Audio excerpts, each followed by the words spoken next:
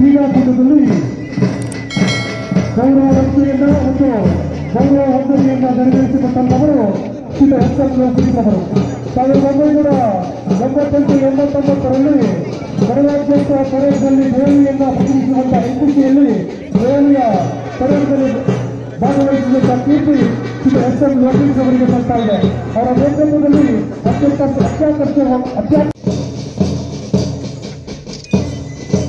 ತದನಂತರ ಆಗಮಿಸುತ್ತಿರುವಂತಹ ಸ್ಪರ್ಧಾಳುಗಳು ಅಂಕೋಲಾ. ಸಸ್ಯ ಮಾತೆಯ ಸೌಂದರ್ಯದ ಬೀಡು ಅಂಕೋಲಾ. ಇಂತಹ ಸೊಬಗಿನ ನಾಡಿಗೆ ಗುರಿಗಾದ ಪುರಾಣದ ಹಂದರವಿದೆ. ಐತಿಹಾಸಿಕ ಪರಂಪರೆ ಇದೆ. ಸಾಂಸ್ಕೃತಿಕ ಕಲೆಗಳ ಹೃದಯವಿದೆ. ಅಕೋಲಾ ಎನ್ನುವ ಗಿಡದಿಂದ ಅಂಕೋಲಾ ಬಂದಿದೆ ಎಂದು ಇತಿಹಾಸ ಹೇಳುತ್ತದೆ. ಗಾಂಧೀಕರಿಗೆ ಹೋಗೊಟ್ಟು ಉಚ್ಚ ಜ್ಯೋತಿಯ ಬಿಗಿದು ಸ್ವಾತಂತ್ರ್ಯ ಯಜ್ಞದಲ್ಲಿ ಮುಗಿ ಅಂಕೋಲಾವನ್ನು ಕರ್ನಾಟಕದ ಬಾರ್ಡಲಿಯನ್ನಾಗಿಸಿದ ಸತ್ಯಾಗ್ರಹಿಗಳ ತವರೂರು ಅಂಕೋಲಾ. ದೇವಾಲಯಗಳ ನಗರ, ಕರಿ ಈಶಾನ ಭಾವಿಯ ಹೆಸರಾದ ನಾಡು, ಕುಟುಕು ಬ್ರಹ್ಮ ದಿನಕರ ದೇಸಾಯಿಯವರು ಜನ್ಮ ತಳೆದ ಬೀಡು. ಜಾನಪದ ಕನಕ ಪದ್ಮಶ್ರೀ ಸುಗ್ರೀಗೌಡ ಉದಯಿಸಿದ ನಾಡು ಅಂಕೋಲಾ. ಸ್ವಾತಂತ್ರ್ಯ ಹೋರಾಟದ ತಪೋಭೂಮಿಯು ಕರ್ಮಭೂಮಿಯೂ ಆದ ಈ ಬಣ್ಣ ಕಂಪಿನ ಕಣಕಣವು ತ್ಯಾಗ ಬಲಿದಾನದ ಪರಿಮಳವನ್ನು ಸೂಚಿಸುತ್ತಿದೆ. ಇಂತಹ ಅಂಕೋಲಾ ತಂಡದಿಂದ ಎಲ್ಲ ವಿದ್ಯಾರ್ಥಿಗಳು ಆಗಮಿಸ್ತಾ ಇದ್ದಾರೆ. ಹಾಗೆಯೇ ಕುಮಟಾ ತಾಲೂಕಿನ ವಿದ್ಯಾರ್ಥಿಗಳು ಆಗಮಿಸ್ತಾ ಇದ್ದಾರೆ. ಪುರಾಣದ ಆಡಳಿತ ಈಶ್ವರ ಈ ಪವಿತ್ರ ಭೂಮಿಯನ್ನು ಧನ್ಯವಾಗಿಸಿದೆ. ದಕ್ಷಿಣದ ಕಾಶಿ ಗೋಕರ್ಣ, ಪುರಾಣ ಪ್ರಸಿದ್ಧ ಯಾಡ, ಪಂಚಕ್ಷೇತ್ರಗಳಲ್ಲಿ ಒಂದಾದ ನಾರೇಶ್ವರ, ಆಸ್ತಿಕರ ಚಾರಣಿಗಳ ಗಮ್ಯಸ್ಥಾನ. ಸಕಲರ ಪಾಪನಾಶಿನಿ ಗಂಗಾ ಇಲ್ಲಿ ಅಗನಾಶಿನಿಯಾಗಿ ಪ್ರವಾಹಿಸುತ್ತಿದ್ದಾರೆ. ಇವುಗಳ ಜೊತೆಗೆ ವಿಜ್ಞಾನ ಕೋಟೆ, ಬೀದಿನಿ ಕೋಟೆ, ಶಾಂತಿಕಾ ಪರಮೇಶ್ವರಿ ದೇವಾಲಯ, ಚಂದಾವರದ ಸೇಂಟ್ ಫ್ರಾನ್ಸಿಸ್ ಜೇವಿಯರ್ ಚರ್ಚ್ ಇವೆಲ್ಲವೂ ಆಕರ್ಷಣೀಯ ಮತ್ತು ಪ್ರಸಿದ್ಧ ಸ್ಥಳಗಳು.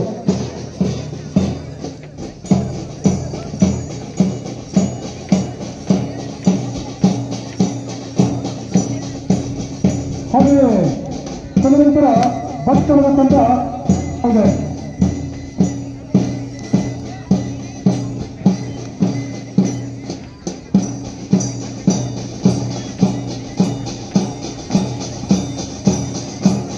ಭಕ್ತರ ಅನೇಕ ಪ್ರವಾಸಿಗಳ ಸ್ಥಾನವಾಗಿದೆ.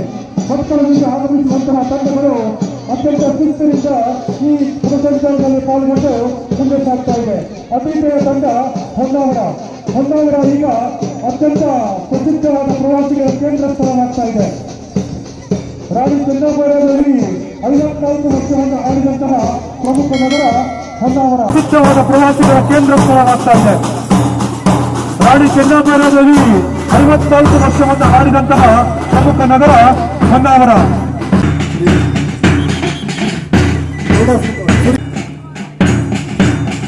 1989ರಲ್ಲಿ ಗಣರಾಜ್ಯೋತ್ಸವ ಪರೇಡ್ನಲ್ಲಿ ದೆಹಲಿಯನ್ನು ಪ್ರತಿನಿಧಿಸುವಂತಹ ಎನ್ಸಿಸಿಯಲ್ಲಿ ದೆಹಲಿಯ ಪರೇಡ್ನಲ್ಲಿ ಭಾಗವಹಿಸಿದಂತಹ ಕೀರ್ತಿ ಶ್ರೀ ಎಸ್.ಎಂ. ಲೋಕೇಶ್ ಅವರಿಗೆ ಸಲ್ತಾ ಇದೆ.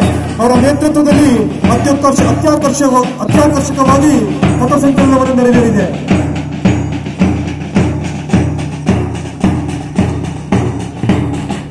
ಕ್ರೀಡಾಕೂಟಕ್ಕೆ ವಿದ್ಯುಕ್ತವಾದ ಚಾಲನೆಯನ್ನು ನೀಡುವಂತಹ ಒಂದು ಅಪೂರ್ವವಾದ ಸಂದರ್ಭಕ್ಕೆ ನಾವೆಲ್ಲ ಸಾಕ್ಷಿಯಾಗ್ತಾ ಇದ್ದೇವೆ.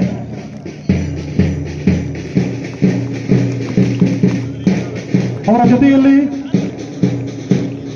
ಉಪನಿರ್ದೇಶಕರಾಗಿರುವಂತಹ ಶ್ರೀಮತಿ ಲತಾ ನಾಯಕ್ ಅವರು, ಹಾಗೆಯೇ ಶ್ರೀಯುತ ಪ್ರವೀಣ್ ಕರಾಂಡೆ ಅವರು, ಜಿಲ್ಲಾ ಪ್ರಾಥಮಿಕ ಶಾಲಾ ಶಿಕ್ಷಕ ಸಂಘದ ಅಧ್ಯಕ್ಷರಾಗಿರುವಂತಹ ಶ್ರೀಯುತ ಆನಂದ್ ಗಾಂವ್ಕರ್ ಅವರು, ವಿವಿಧ ಸಂಘಗಳ ನೇತೃತ್ವವನ್ನು ವಹಿಸಿರುವಂತಹ ಎಲ್ಲ ಅಧ್ಯಕ್ಷರುಗಳು, ಪದಾಧಿಕಾರಿಗಳು ಕ್ರೀಡಾ ಜ್ಯೋತಿಯನ್ನು ಎತ್ತಿ ಹಿಡಿಯುವುದರ ಮೂಲಕ ವಿದ್ಯುಕ್ತವಾದ ಚಾಲನೆಯನ್ನು ನೀಡಿದ್ದಾರೆ.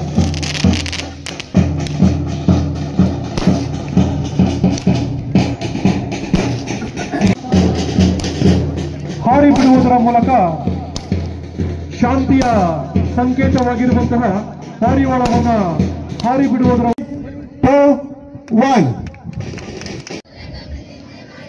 जय हिंद। हाथ नीचे। ಪ್ರತಿಜ್ಞಾ ವಿಧಿಯನ್ನ ಶ್ರೀತ ಬಿಜಿ ಭಟ್ ಸರ್ ಅವರು ಪ್ರತಿಜ್ಞಾ ವಿಧಿಯನ್ನ ಬೋಧಿಸ್ತಾ ಇದ್ದಾರೆ.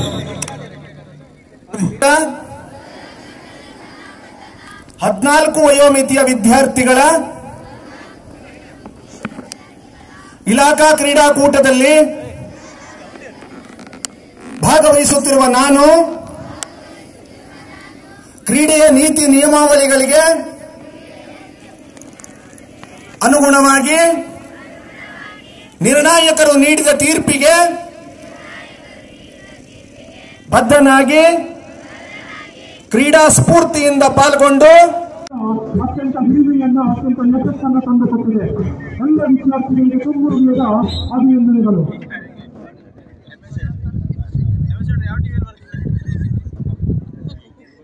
ಈಗ ಕ್ರೀಡಾ ಜ್ಯೋತಿ ಆಗಮನವಾಗ್ತಾ ಇದೆ. ಸಹಕರಿಸಿದಂತ ಎಲ್ಲರಿಗೂ ಸಹ ಸ್ವಾಗತವನ್ನು ಕೊಡ್ತಾ ಮುಂದಿನ ಕಾರ್ಯಕ್ರಮವನ್ನು ಮಾಡಿಕೊಡ್ತಿದ್ದೇನೆ. ನಮಸ್ಕಾರ.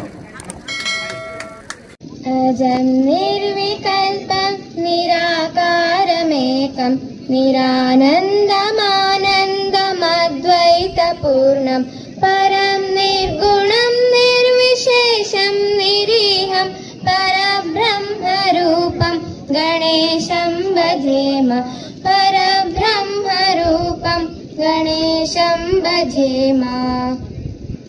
जननीय तनुजाते जय हे कर्नाटक माते जय सुंदर नदिवनಗಳ ನಾಡೆ जय हे रस ಋಷಿಗಳ ಬೀಡೆ ಭೂದೇವಿಯ ಮಕುಟದ ನವಮಣಿಯೇ ಗಂಧದ ಚಂದದ ಹೊನ್ನಿನ ಗಣಿಯೇ ರಾಘವ ಮಧುಸೂದನರವತರಿಸಿದ ಭಾರತ ಜನನಿ ತನುಜಾತೆ ಜನನಿಯ ಜೋಗುಳ ವೇದದ ಘೋಷ ಜನರಿಗೆ ಜೀವವು ನಿನ್ನಾವೇಶ ಹಸುರಿನ ಗಿರಿಗಳ ಸಾಲೆ ನಿನ್ನಯ ಕೊರಳಿನ ಮಾಲೆ ಕಪಿಲ ಪತಂಜಲ ಗೌತಮ ಜಿನನುತ ಭಾರತ ಜನನಿಯ ತನುಜಾತೆ ಶಂಕರ ರಮಣುಜ ವಿದ್ಯಾರಣ್ಯ ಬಸವೇಶ್ವರ ಮಧ್ವ ದಿವ್ಯಾರಣ್ಯ ರನ್ನ ಸರಕ್ಷಡಿ ಪೊನ್ನ ಪಂಪಲ ಕುಮಿಪತಿ ಜನ್ನ ಕುಮಾರ ವ್ಯಾಸರ ಮಂಗಳಧಾಮ ಕವಿ ಕೋಗಿಲೆಗಳ ಪುಣ್ಯಾರಾಮ ನಾನಕ ರಾಮಾನಂದ ಕಬೀರರ ಭಾರತ ಜನನಿ ತನುಜಾತೆ ತೈಲಪ ಹೊಯ್ಸಳರಾಳಿದ ನಾಡೆ ಡಂಕಣ ಜಕಣರ ನೆಚ್ಚಿನ ಬೀಡೆ ಕೃಷ್ಣ ಶರಾವತಿ ತುಂಗ ಕಾವೇರಿಯವರ ರಂಗ ಚೈತನ್ಯ ಪರಮಹಂಸ ವಿವೇಕರ ಭಾರತ ಜನನಿ ತನುಜಾತೆ ಸರ್ವ ಜನಾಂಗದ ಶಾಂತಿಯ ತೋಟ ರಸಿಕರ ಕಂಗಳ ಸೆಳೆಯುವ ನೋಟ ಹಿಂದೂ ಕ್ರೈಸ್ತ ಮುಸಲ್ಮಾನ ಪಾರಸಿಕ ಜೈನರು ಉದ್ಯಾನ ಜನಕನ ಹೋಲುವ ದೊರೆಗಳ ಧಾಮ ಗಾಯಕ ವೈಣಿಕರ ರಾಮ ಕನ್ನಡ ನುಡಿ ಕುಣಿದಾಡುವ ಗೇಹ ಕನ್ನಡ ತಾಯಿಯ ಮಕ್ಕಳ ದೇಹ ಭಾರತ ಜನನಿಯ ತನುಜಾತೆ ಜಯ ಹೇ ಕರ್ನಾಟಕ ಮಾತೆ ಜಯ ಹೇ ಕರ್ನಾಟಕ ಮಾತೆ ಜಯ ಹೇ ಕರ್ನಾಟಕ ಮಾತೆ. ಶ್ರೀಮತಿ ಲತಾ ನಾಯ್ಕ್ ಉಪನಿರ್ದೇಶಕರು ಆಡಳಿತ ಇವರು ಆಗಮಿಸಿದ್ದಾರೆ. ಅವರಿಗೆ ನಾನು ಎಲ್ಲರ ಪರವಾಗಿ ಹಾರ್ದಿಕ ಸ್ವಾಗತವನ್ನು ಬಯಸ್ತಾ ಇದ್ದೇನೆ. ಹಾಗೆ ಈ ಒಂದು ಕಾರ್ಯಕ್ರಮದ ಅಧ್ಯಕ್ಷತೆಯನ್ನ ಪಟ್ಟಣ ಪಂಚಾಯತಿಯ ಸುರೇಶ್ ಹೊನ್ನಾವರ್ ಇವರು ವಹಿಸಿಕೊಂಡಿದ್ದಾರೆ. ಇವರಿಗೂ ಸಹ ನಾನು ಎಲ್ಲರ ಪರವಾಗಿ ಹಾರ್ದಿಕವಾದ ಸ್ವಾಗತವನ್ನು ಬಯಸ್ತಾ ಇದ್ದೇನೆ.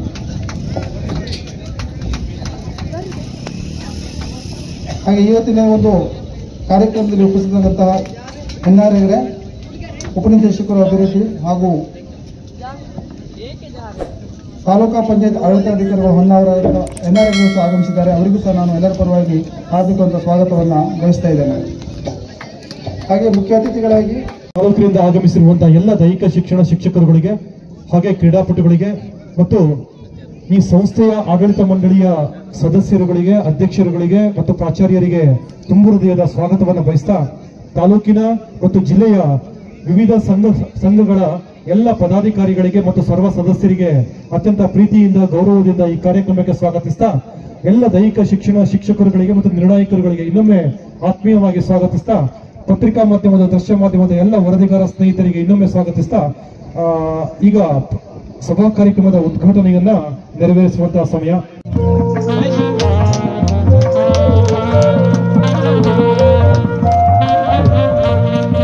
ಮಾನವ ಕತ್ತಲೆಯ ಕೋಸು, ಆದರೆ ಆತನ ಪಯಣ ಬೆಳಕಿನಡೆಗೆ. ವೇದದಲ್ಲಿ ತಮಸಮ ಜ್ಯೋತಿರ್ಗಮಯ ಎಂದಿದೆ.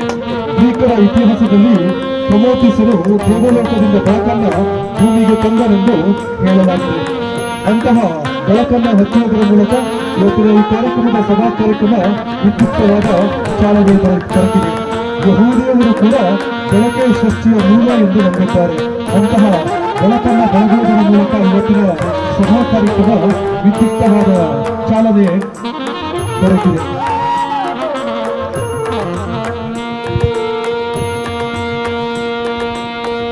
ಪ್ರಾಥಮಿಕ ಕ್ರೀಡಾಕೂಟವನ್ನು ಆಯೋಜಿಸಿದ್ದೇವೆ. Sound mind in a sound body ಅಂತಾರೆ. ಸದೃಢವಾದ ದೇಹದಲ್ಲಿ ಸದೃಢವಾದ ಮನಸ್ಸಿರಬೇಕು ಅಂತ. ಈ ಕ್ರೀಡಾಕೂಟದಿಂದ ಮಾತ್ರ ದೈಹಿಕ ಮತ್ತು ಮಾನಸಿಕ ಆರೋಗ್ಯವನ್ನ ಕಂಡುಕೊಳ್ಳಲಿಕ್ಕೆ ಸಾಧ್ಯ. ಆ ಒಂದು ದಿಶೆಯಲ್ಲಿ ನಾವು ಪಠ್ಯಕ್ರಮದ ಜೊತೆಗೆ ಕ್ರೀಡೆಯೂ ಕೂಡ ಅಷ್ಟೇ ಮಹತ್ವವನ್ನ ಕೊಡ್ತಾ ಬಂದಿದ್ದೇವೆ. ಕ್ರೀಡೆಯನ್ನ ನಾವು ಆಟ ಆಡೋದ್ರಿಂದ ವಿದ್ಯಾರ್ಥಿಗಳಲ್ಲಿ ಶಿಸ್ತು, ಆತ್ಮವಿಶ್ವಾಸ ಹಾಗೂ ನಾಯಕತ್ವ ಅಂತ ಗುಣಗಳನ್ನು ಬೆಳೆಸಲಿಕ್ಕೆ ಸಾಧ್ಯ ಆಗ್ತದೆ. ನಮ್ಮಲ್ಲಿರುವ ಮಾನಸಿಕ ಒಂದು ಒತ್ತಡವನ್ನು ಕಡಿಮೆ ಮಾಡಲಿಕ್ಕೂ ಸಾಧ್ಯ ಆಗ್ತದೆ. ಇಂದು ನಾವು ಅನೇಕ ಒತ್ತಡಗಳ ಮಧ್ಯೆ ಕೆಲಸ ಮಾಡಬೇಕಾಗ್ತದೆ. ಅಂಥ ಪರಿಸ್ಥಿತಿಯಲ್ಲಿ ನಾವು ಆಟ ಆಡೋದ್ರಿಂದ ನಮಗೆ ಮಾನಸಿಕವಾದ ನೆಮ್ಮದಿ, ದೈಹಿಕವಾಗಿ ನಾವು ಸದೃಢರಾಗಲಿಕ್ಕೆ ಸಾಧ್ಯ ಇದೆ. ಏನು ಹೇಗೆ ಬದುಕಬೇಕು ಅಂತ ಕೇಳಿದ್ರೆ ಆವಾಗ ನಾವೆಲ್ಲ ಎಚ್ಚೆತ್ಕೊಂಡು ಶಿವಚ್ಕೊಂಡಿರೋದನ್ನು ನೋಡ್ತೇವೆ. ವಾಕ್ ಮಾಡತಕ್ಕಂಥದ್ದು, ಯಾವುದಾದ್ರೂ ಒಂದು ಕ್ರೀಡೆಯಲ್ಲಿ ಭಾಗವಹಿಸುವಂಥದ್ದು, ತಮ್ಮದೇ ಆದ ಸಣ್ಣ ಟೀಮನ್ನು ಕಟ್ಕೊಂಡು ಬೇರೆ ಬೇರೆ ಚಟುವಟಿಕೆಗಳಲ್ಲಿ, ಭೌತಿಕವಾದಂಥ ಚಟುವಟಿಕೆಗಳಲ್ಲಿ ಭಾಗವಹಿಸೋದನ್ನು ನಾವು ನೋಡ್ತೇವೆ. ನಮ್ಗೆ ಈಗ ಜ್ಞಾನೋದಯ ಆಗಿರ್ತದೆ ಕ್ರೀಡೆಯ ಮಹತ್ವ ಏನಂತ ಹೇಳ್ಕೊಂಡು. ಆದರೆ ಚಿಕ್ಕವರಿರುವಾಗ ಶಾಲೆಗಳಲ್ಲಿ ಅನೇಕ ಅವಕಾಶಗಳನ್ನು ನೀಡಲಾಗ್ತದೆ ಆಟೋಟಗಳಲ್ಲಿ ಭಾಗವಹಿಸಲಿಕ್ಕೆ. ನಮ್ಮ ಪಾಲಕರು ಇರ್ಬೋದು, ಶಿಕ್ಷಕರಿರ್ಬೋದು, ಒಂದು ಹಂತದವರೆಗೆ ಅವರಿಗೆ ಸಪೋರ್ಟ್ ಮಾಡ್ತಾರೆ. ಆ ನಂತರ ಎಲ್ಲರೂ ನಾವು ಪರೀಕ್ಷೆಯ ಅಂಕಗಳ ಬಗ್ಗೆ, ಬೌದ್ಧಿಕ ವಿಕಾಸದ ಬಗ್ಗೆ, ಮಾನಸಿಕ ಕ್ಷಮತೆಯ ಬಗ್ಗೆ ಅಷ್ಟೇ ನಾವು ಮಹತ್ವವನ್ನು ಕೊಡೋದನ್ನು ಕಾಣ್ತೇವೆ. ಆದರೆ ನಿಜವಾಗಿ ಇವೆಲ್ಲವನ್ನ ಸಾಧಿಸಲಿಕ್ಕೆ ಶರೀರ ಮಾಧ್ಯಮ ಕಲು ಧರ್ಮ ಸಾಧನ ಅಂತ ಹೇಳ್ತಾರೆ. ನೂರಾರು ಆಸೆಗಳಿರ್ತವೆ ನಮಗೆ. ಅವನ್ನೆಲ್ಲವನ್ನು ಈಡೇರಿಸ್ಕೊಳ್ಬೇಕು ಅಂತಂದ್ರೆ ಈ ನಮ್ಮ ಪುಟ್ಟ ನೌಕೆ ದೇಹದಿಂದ ಮಾತ್ರ ಸಾಧ್ಯ ಆಗ್ತದೆ. ಅದಕ್ಕೂ ಕೂಡ ವ್ಯಾಯಾಮ ಬೇಕಾಗ್ತದೆ. ಬರೇ ಮನಸ್ಸಿಗಷ್ಟೇ ವ್ಯಾಯಾಮ ಅಲ್ಲ, ಬುದ್ಧಿಗಷ್ಟೇ ವ್ಯಾಯಾಮ ಆಗಿರೋದಿಲ್ಲ. ಆ ನಿಟ್ಟಿನಲ್ಲಿ ಕ್ರೀಡೆ ಅತ್ಯಂತ ಪ್ರಭಾವಶಾಲಿಯಾಗಿರ್ತಕ್ಕಂಥ ಮಹತ್ವದ ಕಾರ್ಯವನ್ನು ನಿರ್ವಹಿಸ್ತದೆ. ನಾವು ದಯವಿಟ್ಟು ಮಕ್ಕಳಿಗೆ ತಮ್ಮದೇ ಆಗಿರ್ತಕ್ಕಂಥ ಯಾವುದಾದ್ರೂ ಒಂದು ಆಟದಲ್ಲಿ ಆಸಕ್ತಿಯನ್ನು ಮೂಡಿಸಿ ಮುಂದಿನ ದಿನದಲ್ಲಿ ಅದರೊಳಗಡೆ ಏನಾದರೂ ಸಾಧನೆಯನ್ನು ಮಾಡ್ಕೊಳ್ಳೋದಕ್ಕೂ ಅನುಕೂಲ ಆಗ್ಬೋದು. ಇಲ್ಲದಾದರೆ ಅಟ್ಲೀಸ್ಟ್ ತಮ್ಮ ಬಿಡುವಿನ ವೇಳೆಯನ್ನು ಕಳೆಯೋದಕ್ಕೆ, ದೈಹಿಕವಾಗಿರ್ತಕ್ಕಂಥ ಕ್ಷಮತೆಯನ್ನು ಸಾಧಿಸೋದಕ್ಕೆ ಅನುಕೂಲವಾಗಿ ಮಕ್ಕಳಿಗೆ ಪ್ರೇರೇಪಿಸತಕ್ಕಂಥ ಅವಶ್ಯಕತೆ ಇದೆ. ಪಠ್ಯದ ಭಾಗ ಇದು. ಸಹಪಾಠ್ಯ ಚಟುವಟಿಕೆಗಳಲ್ಲಿ ಕ್ರೀಡೆಯೂ ಕೂಡ ಅಷ್ಟೇ ಮಹತ್ವವಿದೆ. ಲೀಸ್ಟ್ ತುಂಬ ದೊಡ್ಡದಿದೆ. ಪ್ರತಿಯೊಬ್ಬರು ಆಗಮಿಸಬೇಕಾಗಿತ್ತು. ಆಗಮಿಸಿದರೆ ಅವರಿಗೆ ನಿಜವಾಗಲೂ ಸಂತೋಷವಾಗ್ತಿತ್ತು. ಯಾಕಂದರೆ ನಾವು ಕಲಿಬೇಕಾದ್ರೆ ನಾವು ಸರ್ ಹೇಳಿದಾಗೆ ಯಾವುದೇ ಒಂದು ಕಾರ್ಯಕ್ರಮ ಇಲ್ಲದೆ ನಮ್ಮ ಕ್ರೀಡಾಕೂಟ ಸ್ಟಾರ್ಟ್ ಆಗ್ತಿತ್ತು. ಆದರೆ ಇಷ್ಟೊಂದು ವೈಭವವಾಗಿ ಎಲ್ಲ ವ್ಯವಸ್ಥೆ ಮಾಡಿದ್ರು. ಯಾರಾದರೂ ಒಬ್ಬರು ಬಂದು ಒಂದು ಅಭಿನಂದನೆ ಅಥವಾ ಸಮಾಧಾನದ ಮಾತು ಹೇಳಿದರೆ ನಿಜವಾಗೂ ಸಂತೋಷವಾಗ್ತಿತ್ತು. ಸುದೇಶ್ ನಾಯ್ಕರು ಪ್ರತಿ ಸಲನೂ ನಮ್ಗೆ ಫೋನ್ ಮಾಡಿದಾಗ ನಾವು ಅವರ ಕಾರ್ಯಕ್ರಮಕ್ಕೆ ಖಂಡಿತವಾಗಿ ಬರ್ತಿದ್ದೇವೆ. ಯಾಕಂದರೆ ಕಳೆದ ವರ್ಷ ಇದೇ ಒಂದು ನಿಂಗು ಸ್ಕೂಲಲ್ಲಿ ಒಂದು ವಲಯ ಮಟ್ಟದ ಕಾರ್ಯಕ್ರಮ ಮಾಡಿದರು. ಅತಿ ಸುಂದರವಾಗಿ ವಿಭಾಗ ಮಟ್ಟದ ಕ್ರೀಡಾಕೂಟ, ಗ್ಲೋಬಲ್ ಕ್ರೀಡಾಕೂಟ. ಹಾಗಾಗಿ ಕ್ರೀಡೆ ಒಂದು ಭಾಗ ಆದರೆ, ಶಿಕ್ಷಣದ ಅಭ್ಯಾಸ ಒಂದು ಭಾಗವಾದರೆ ಕ್ರೀಡೆ ಇನ್ನೊಂದು ಭಾಗ. ಪ್ರತಿಯೊಂದು ಮಕ್ಕಳಿಗೆ ಕ್ರೀಡೆಯ ಶಿಕ್ಷಣದ ಜೊತೆಗೆ ಕ್ರೀಡೆಯು ಒಂದು ಉತ್ತಮವಾದ ವಿಭಾಗವಾಗ್ತದೆ. ಯಾಕಂದರೆ ಇಲ್ಲಿ ಅತಿ ಒಂದು ಕಾರ್ಯಕ್ರಮದ ಈ ಒಂದು ಕ್ರೀಡೆಯಲ್ಲಿ ಭಾಗವಹಿಸಿ ಮುಂದಿನ ಒಂದು ಭಾಗಕ್ಕೆ ಮುಂದಿನ ಒಂದು ಕ್ರೀಡೆಯಲ್ಲಿ ಅಂದರೆ ತೆಂಡೂಲ್ಕರ್ ಆಗ್ಬೋದು ಅಥವಾ ಯಾವುದೇ ಒಂದು ಅಥ್ಲೆಟಿಕ್ದಲ್ಲಿ ಅಥವಾ ಒಲಿಂಪಿಕ್ಕಲ್ಲಿ ಒಂದು ಹೋಗ್ಬೋದು. ಈ ಒಂದು ಸಣ್ಣ ಇಷ್ಟು ಚೆನ್ನಾಗಿ ಕ್ರೀಡಾಕೂಟವನ್ನು ನಡೆಸಿದಂಥ ನಮ್ಮ ಪ್ರಾಥಮಿಕ ಶಾಲಾ ಶಿಕ್ಷಕ ಬಂಧು ಬಳಗ 2,25,000 ರೂಪಾಯಿಗಳನ್ನು ಕೂಡಿಸಿ ಈ ಕ್ರೀಡಾಕೂಟವನ್ನು ಇಷ್ಟು ಚೆನ್ನಾಗಿ ಮಾಡಿದ್ದಾರೆ. ನಾವು ಪ್ರೌಢಶಾಲೆ ಶಿಕ್ಷಕರು ಸಹ 500 ರೂಪಾಯಿ ಅಂತ ತಲಾ ಕೊಟ್ಟಿದ್ದಾರೆ. ಇಲಾಖೆಯಿಂದ ಬರುವಂಥದ್ದು ಕೇವಲ 25,000 ರೂಪಾಯಿಗಳು ಮಾತ್ರ. 3,80,000 ರೂಪಾಯಿ ಬಜೆಟ್ನಲ್ಲಿ ಇಲಾಖೆಯದೆಷ್ಟು ನಮ್ಮದೆಷ್ಟು ಅನ್ನುವಂಥದ್ದು.